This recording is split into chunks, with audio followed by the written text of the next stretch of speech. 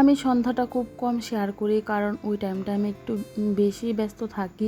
সারাদিনে ক্লান্তি দূর করে একটু শুয়ে থাকি। আজকে সন্ধ্যাটা এত সুন্দর ছিল, তো ভিডিও আকারে শেয়ার করলাম। দুপুরবেলা কোনো রকমের ভিডিও করিনি, কারণ সামনেই তো পুজো, ঘরে অনেক কাজ আছে, ধোয়া মোছা, তার জন্য ঘরের কাজে একটু ব্যস্ত ছিলাম।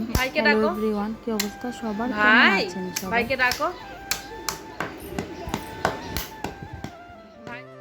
আজকে অনেকটাই দখল গিয়েছে, তার জন্য একটু চা বানাতে এলাম। আর এখন ঘরে অনেক কাজ পড়ে আছে, যেন আজকে সকালে যা কাপড় ধুয়েছিলাম ওগুলোকে গুছাতে হবে, কিছু আয়রন করতে লাগবে। এই টাইপের কাজগুলো সন্ধ্যার পর করি। আবার আজকে রান্নাও সিম্পল করেছিলাম, শুটকি চাটনি, ডাল বানিয়েছি, কারণ ঘরে প্রচুর কাজ ছিল। তো এখন রাতে ডিনারও বানাতে হবে, ভাবছি কি বানাবো। তো আগে নিজের শরীরটাকে একটু, ব্রেনটাকে একটু ফ্রেশ করি, তারপর ডিনারের চিন্তা হবে।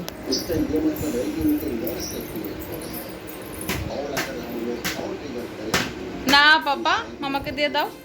যে কাজটাই করছি না কেন, সাথে সাথে বাবুকেও লক্ষ্য রাখছি কি করছে। ওকে ওই ঘরে বসিয়ে দিয়েছি, অরিন্দম ছিল আমাদের ঘরে ওই টাইমটায়। বাবুকেও দেখছি, আর আমি আমার জন্য একটু সন্ধ্যার টিফিনও বানিয়ে নিচ্ছি। আজকের ভিডিওটা কেমন লাগলো জানাবেন। টাটা।